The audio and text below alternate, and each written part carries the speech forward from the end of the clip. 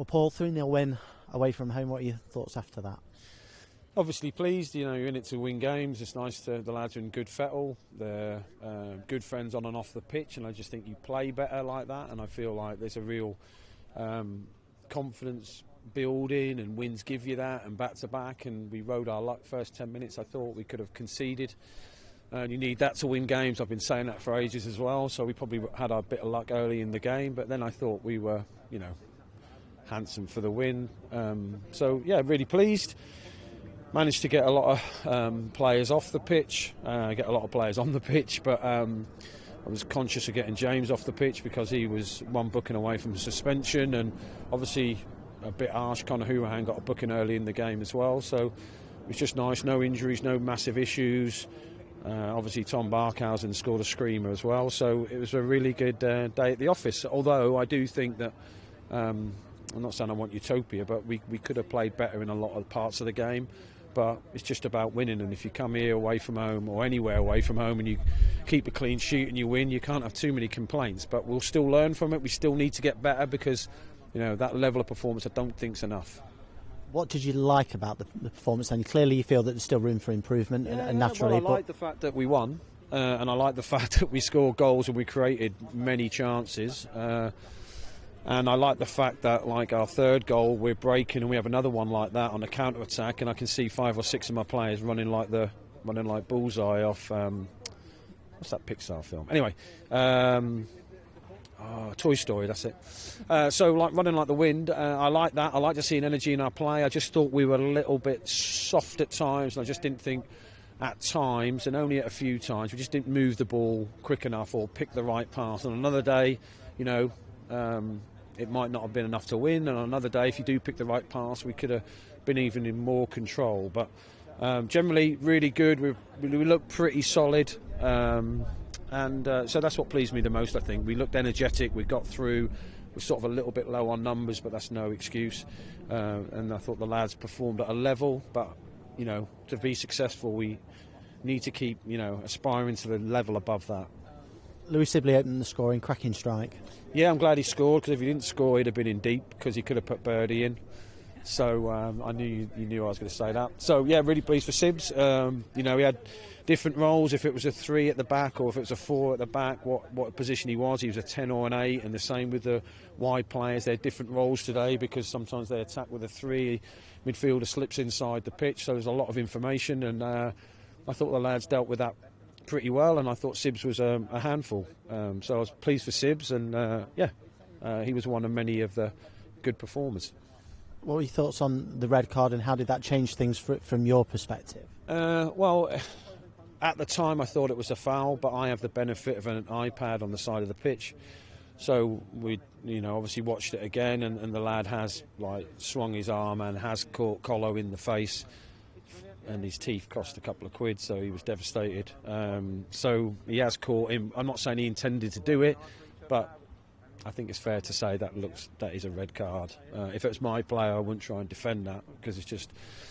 So it was a red card, and it obviously changed it a little bit at half time in the fact that we need to keep manoeuvring the ball. And in fairness, I've played against 10 men loads of times as a player and as a coach, and it gives them weirdly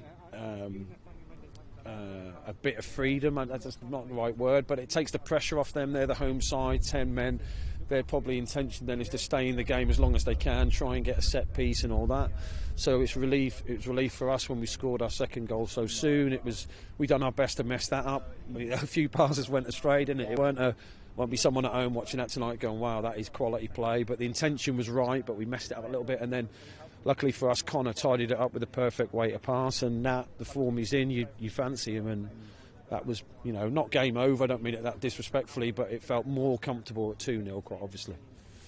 With the form that Nat's in at the moment, like you mentioned there, when the ball comes to him and it's an opportunity, you really do back him to score. He's in a real strong groove at the moment, it feels. Yeah, he's training well. We're trying to manage everything about him to keep him at that highest point, and he made a great run off Nelson's ball first half, touching it. He had another one second half, and he's a real goal threat. And if I could play him as a 9, as an 11, and as a 7 at the same time, I would. I really like pace in my team and make defenders scared really, and he's one of them. And every player brings something different, but I think Nat brings a real threat because when he's on song, he can embarrass many players.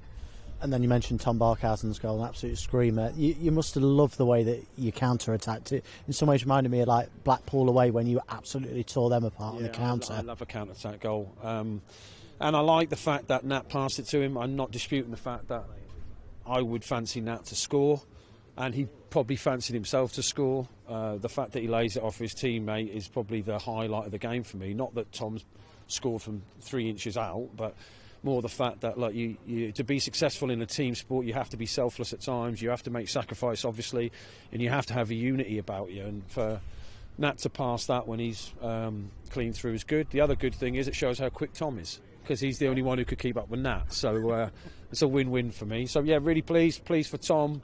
Obviously he didn't start today. I thought Kane would give us probably a bit more away. What's the word I'm looking for? Not strength, but yeah, probably a bit more. Yeah, he's more of a defending winger, so to speak. However, I ain't so sure, because he did do a lot of attacking, flickety-trickety stuff. So, but pleased for Kane, he's really getting there. He's really getting fit, as they all are, and yeah, it's a good dressing room. So I'm really happy. So that's 5 league wins in a row now. It feels like you've really built up a bit of momentum now, and you're keeping clean sheets too. Yeah, and I said, you've listened to about 8 of my interviews today, haven't you? So I just think confidence breeds confidence, the lads. And I said to them before we travelled down yesterday, look, if it is to happen and they are to score first, no drama, just keep playing the way you play. You'll create chances, just whether you take them or not. But 5 wins on the spin is good. And, I'd like to think that people, when they come off the pitch now, are going, how'd they get on, how'd Derby get on? They won again. And it's a good thing, and I'd like to thank all the fans who travelled down this close to Christmas. It's not the easiest of places to get to. I'm pointing over there, but I don't know why, because they were there. It's like, there they are. It's like some Derby fans bought a flat for the day, which really impressed me. I mean, there's different levels of fans. Anyone who buys a flat is in London, that's probably 750 grand for that one bed. So fair play to them, and they were sporadically placed.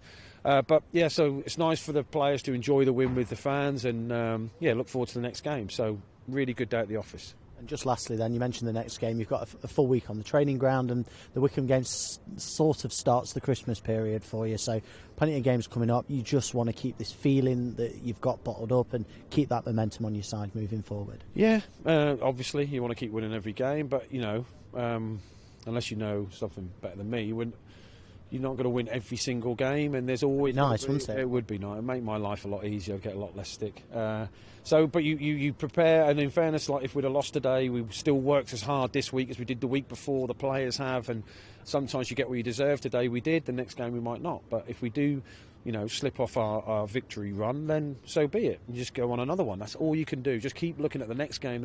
Don't be too overconfident, or you just got to crack out the wins where you can. And today we did, away from home, 2 away wins. Port Vale and here is testament to the lads' attention to detail and efforts. And so I thank them for that.